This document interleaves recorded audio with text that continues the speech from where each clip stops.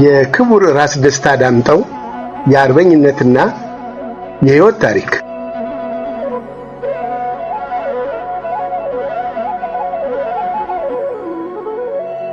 ትውልድና እድገት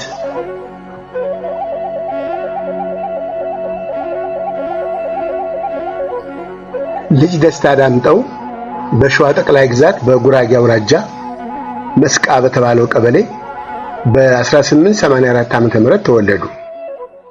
አባታቸው ፊታውራሪ ዳምጠው ከተማ በአድዋ ጦርነት ዘምተው በጦርነቱ የተሰዉ የአድዋ ጀግና ነበሩ። ልጅ ደስታ ዳምጠውና ወንድማቸው ልጅ አበበ ዳምጠው በልጅነታቸው ዘመን ከዳግማዊ አፄ ምኒልክና ከእቴጌ ጣይቱ ጋር በቤተ መንግስት ውስጥ እያገለገሉ አድገዋል። ዳግማዊ ምኒልክ ከሞቱ በኋላም ልጅ ደስታ ዳምጠው በእንጦጦ ቤተ መንግስት ከእቴጌ ጣይቱ ጋር ኖረዋል። ራስ ደስታ ዳምጠው በወጣትነታቸው ዘመን ልጅ ደስታ ዳምጠው የተባሉ በቤተ መንግስት ባለሟል ሆነው ከቆዩ በኋላ በ1916 ዓ.ም የፊት አውራሪነት ማዕረግ ተሰጥቷቸው የፈረሶች ኃላፊ ሆነው ተሾሙ።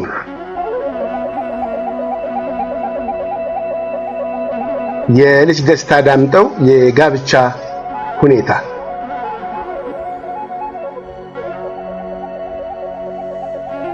ልጅ ደስታ ዳምጠው በ1917 ዓ.ም በ33 ዓመት ዕድሜያቸው የዚያን ጊዜውን ልዑል አልጋ ወራሽ ተፈሪ መኮንን ተብለው ይጠሩ የነበሩትንና በኋላ የኢትዮጵያ ንጉሠ ነገሥት ቀዳማዊ አፄ ኃይለ ሥላሴ የመጀመሪያ ልጅ የሆኑትን ልዕልት ተናኘ ወርቅ ኃይለ ሥላሴን በተክሊል አግብተው ሁለት ወንዶችን ማለትም አማሃ ደስታንና እስክንድር ደስታን ሲወልዱ እንዲሁም አራት ሴት ልጆችን በቅደም ተከተል ማለትም አይዳ ደስታን፣ ሂዱት ደስታን፣ ሰብለ ደስታንና ሶፊያ ደስታን ወልደዋል።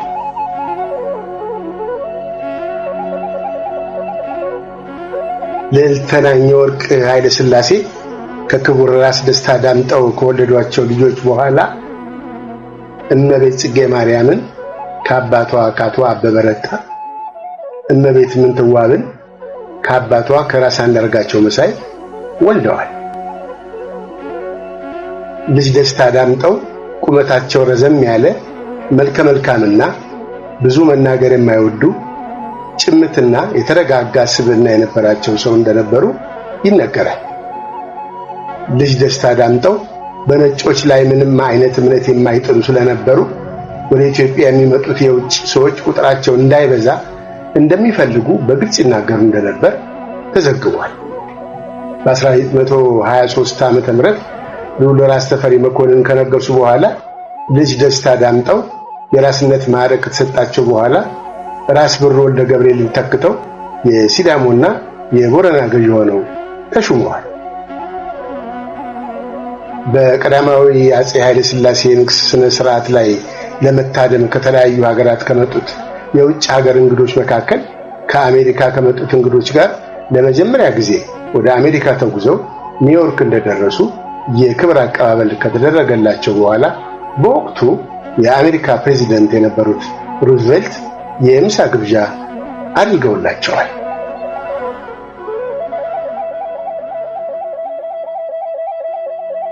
የክቡር ራስ ደስታ ዳምጠው የአርበኝነት ዘመን ተጋድሎና መስዋዕትነት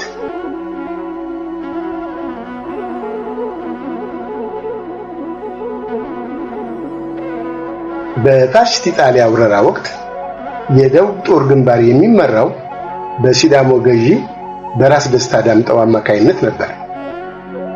የደቡብ ጦር ግንባር ከሰሜኑ ጦር ግንባር ጋር ሲነጻጸር በጦር መሳሪያ አቅርቦትም ሆነ በጦር አመራር ደረጃ የደቡብ ጦር ግንባር የተሻለ ብቃት እንደነበረው ይነገራል። የደቡብ ጦር ግንባር መሪው ራስ ደስታ ዳምጠው በኢጣሊያ ጦር ላይ እጅግ ድፍረት የተሞላበት ጥቃት አድርሰዋል። ግራዚያኒ የደቡብ ጦር ግንባር ያሰለፋቸው ቦምብ ጣይ የጦር አውሮፕላኖች ብዛት 100 ይደርስ ነበር። የግራዚያኒ ጦር በደቡብ ኢትዮጵያ አቅጣጫ ያለውን ሐረርጌን ለመያዝ በማቀድ የኢጣሊያ ቅኝ ግዛት ከሆነችው ከሶማሊያ ከሶስት አቅጣጫ በመነሳት በኢትዮጵያ የኦጋዴን ድንበር በሆኑት ቦታዎች በቆራይና በዶሎ ላይ ጦርነት ከፍቶ እየተዋጋ ወደፊት በመግፋት ደጋሃቡርን አልፎ ጉዞውን ጀመረ። ራስ ደስታ ዳምጠው ጥሩ ትጥቅ የነበረውን የሰለጠነ ለአገሩና ለንጉሠ ነገሥቱ ታማኝና ተራማጅ አስተሳሰብ ያለውን ቁጥሩ 40,000 የሚደርስ ጥሩ ተዋጊ ወታደሮቻቸውን እየመሩ ከነገሌ ቦረና በመነሳት በደቡብ ኢትዮጵያ ግንባር የተሰለፈውን በግራዚያኒ በሚመራው የፋሽስት ጦር ላይ ውጊያ ከፍተው የኦጋዴን ድንበር የሆነችውን ዶሎን ከተቆጣጠሩ በኋላ ግራዚያኒን ለመውጋት ወደ ኢጣሊያ ሶማሌላንድ አመሩ።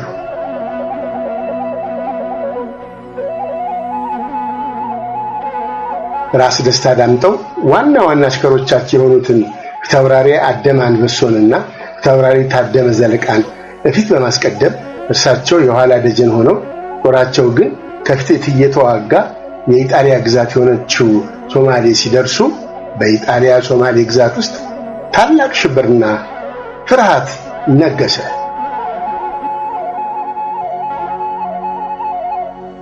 በዚህ ስጋት የገባው ግራዚያኒ በሶማሊያ ያለው 100,000 ጦር አይበቃኝምና ተጨማሪ ጦር ይላክልኝ እያለ ለአለቆቹ መልእክት ያስተላልፍ ነበር።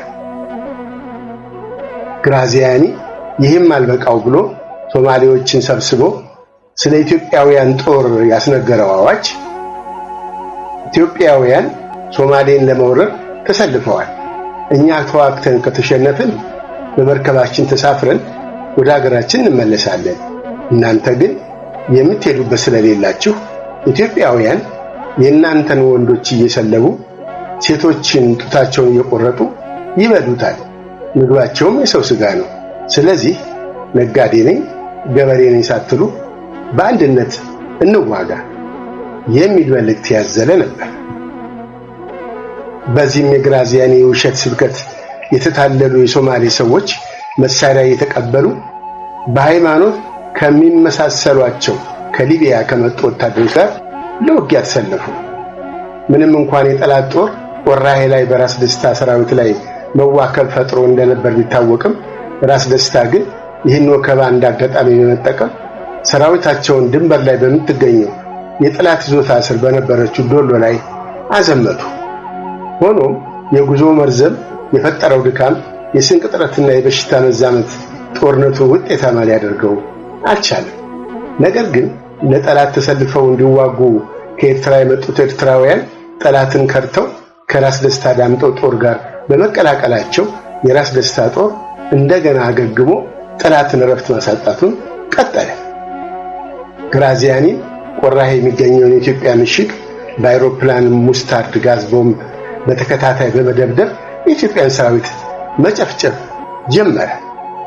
በመጨረሻ የአዲስ አበባ የካቲት 12 እልቂት በሚካሄድበት ዕለት በኢጣሊያ አይን እንደ አደገኛ ጠላት የሚታዩት ራስ ደስታ ዳምጠው ከረዳታቸው ከደጃዝማች ገብረ ማርያም ጋሪ ጋር በመሆን ከጠላት ጋር ብርቱ ውጊያ ካደረጉ በኋላ ደጃዝማች ገብረ ማርያም በጦር ሜዳ ሲሞቱ ራስ ደስታ ዳምጠው ደግሞ በጎጌቲ ጦርነት ሻላ ሐይቅ አጠገብ ቆስለው በነበረበት ሰዓት ሳይቀር ጠላት ይዋጉ ነበር።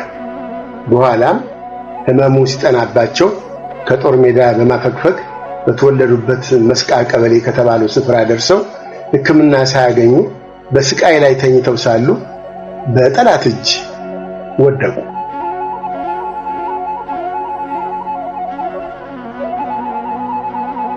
በኋላም ሳይውሉ ሳያድሩ በ45 ዓመት ዕድሜያቸው በዕለተ ማክሰኞ የካቲት 16 ቀን 1929 ዓ.ም በጠላት እጅ ተገደሉ።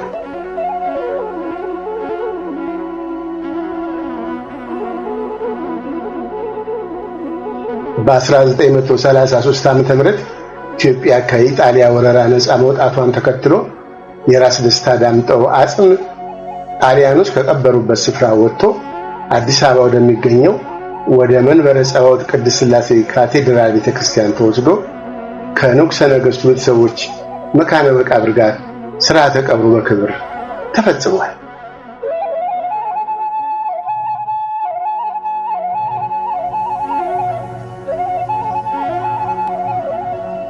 ለውድ ሀገራቸው ነጻነት መጠበቅ ለከፈሉት አኩሪ መስዋዕትነትና ለፈጸሙት የአርበኝነት ተግባራቸው ሲባል ለክቡር ራስ ደስታ ዳምጠው አንድ መታሰቢያ ሆስፒታል እና መንገድ በስማቸው ተሰይሞላቸዋል።